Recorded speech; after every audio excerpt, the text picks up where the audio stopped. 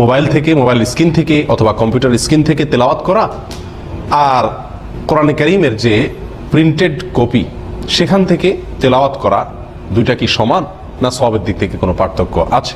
সরাসরি কোরআনে কারীম এর তেলাওয়াত শোনা এটা সওয়াবের কাজ। সরাসরি কোরআনে কারীম কারোর কাছ থেকে শোনা এটা কি সওয়াবের কাজ। এখন রেকর্ডকৃত কোরআন তেলাওয়াত শুনলেও কি সওয়াব হবে নাকি হবে না?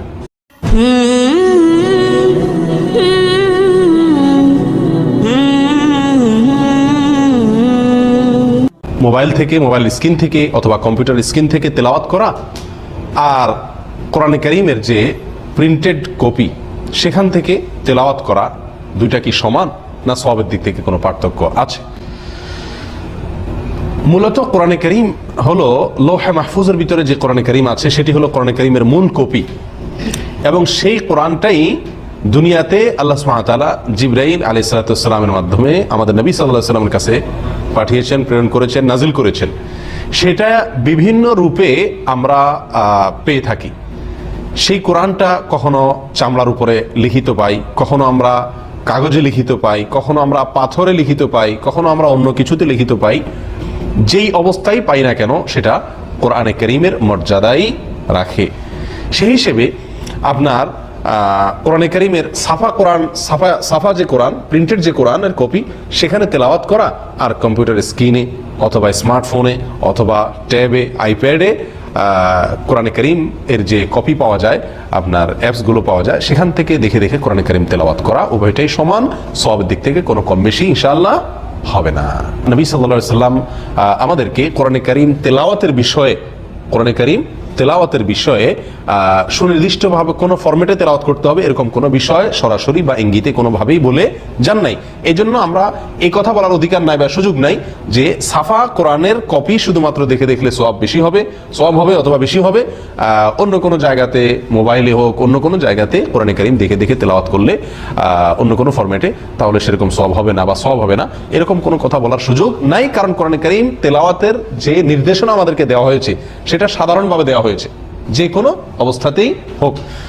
সুনানে তিরমিজির একটি হাদিস এক্ষেত্রে বর্ণিত আছে, নবী সাল্লাল্লাহু আলাইহি ওয়াসাল্লাম বর্ণনা করেছেন, যেটি আব্দুল্লাহ ইবনে মাসউদ রাদিয়াল্লাহু তাআলা আনহু থেকে বর্ণিত, মান ক্বারাআ হারফান মিন কিতাবিল্লাহ ফালাহু বিহি হাসানা ওয়াল হাসানাতু বিআশরি আমসালিহা লা আকুলু আলিফ লাম মিম হারফুন ওয়ালাকিন আলিফুন হারফুন ওয়া লামুন হারফুন ওয়া মিমুন হারফ।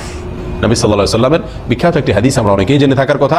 তিনি ইরশাদ করেছেন, যে ব্যক্তি কোরআনে কারীমের একটি আল্লাহর কিতাব কোরআনের একটি অক্ষর যে ব্যক্তি পাঠ করবে, একটি বর্ণ যে ব্যক্তি তেলাওয়াত করবে, পড়বে, ফালাহু বিহি হাসানা, সেই পাঠের বিনিময়ে আল্লাহ সুবহানাহু ওয়া তাআলা তাকে একটি নেকি দিবেন।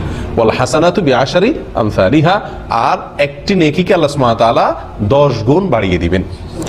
এবং নবী সাল্লাল্লাহু আলাইহি ওয়াসাল্লাম বলেন যে আলিফ লাম মিম এই তিনটা মিলিয়ে এক অক্ষর, আমি সেটা বলছি না, বরং আলিফ লাম মিম এগুলো প্রত্যেকটি পৃথক পৃথক অক্ষর, অতএব তিনটার ফলে 3 নেকি আর 10 দিয়ে গুণ দিলে 30 নেকি ইনশাআল্লাহ পাওয়া যাবে।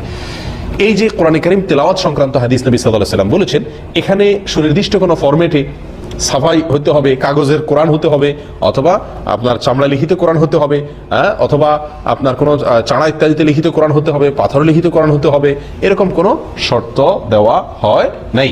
বিধায় যেই কোনো জায়গা থেকে আমরা কোরআনে কারীম দেখে পড়বো, সেটার সওয়াব ইনশাআল্লাহ সমান পাওয়া যাবে।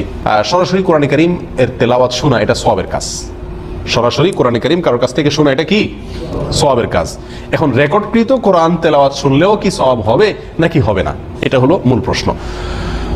প্রথম কথা হলো, সহিহ বুখারীতে আসছে, নবী সাল্লাল্লাহু আলাইহি ওয়াসাল্লাম একবার আব্দুল্লাহ ইবনে মাসউদ রাদিয়াল্লাহু তাআলা আনহুকে বলেছিলেন যে, আব্দুল্লাহ তুমি আমার কাছে একটু কোরআনে কারীম পড়ো, আমাকে কোরআনে কারীম পড়ে শোনাও।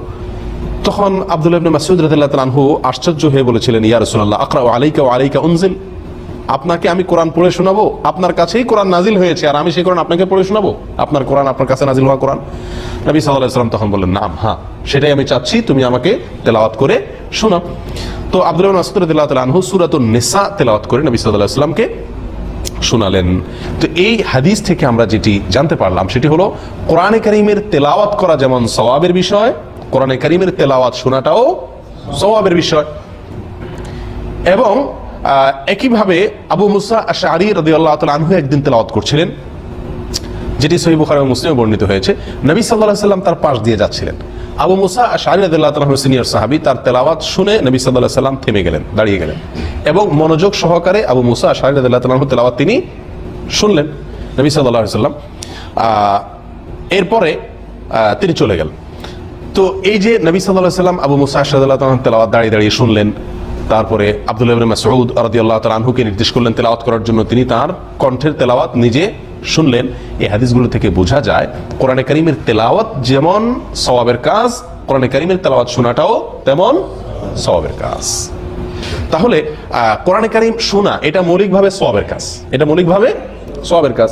এখন কোরআনে কারীম ক্যাসেট থেকে শোনা, কম্পিউটার থেকে শোনা, আপনার মোবাইল থেকে শোনা, অন্য কোনো ডিভাইস থেকে রেকর্ড করা কোরআন শোনা, এটা সওয়াবের কারণ কিনা, অর্থাৎ এর মাধ্যমে সওয়াব হবে নাকি হবে না?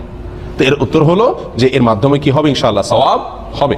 সারা পৃথিবীতেই সমস্ত উলামায়ে কেরামই প্রায় ব্যাপারে একমত যে কোরআনে কারীম সরাসরি শুনলে যেরকম আমরা সওয়াব পাবো, ইনশাআল্লাহ রেকর্ডকৃত কোরআন সেটা যেই ফরম্যাটেই হোক না কেন সেটা শুনলেও ইনশাআল্লাহ আমরা কি পাবো? সওয়াব পাবো।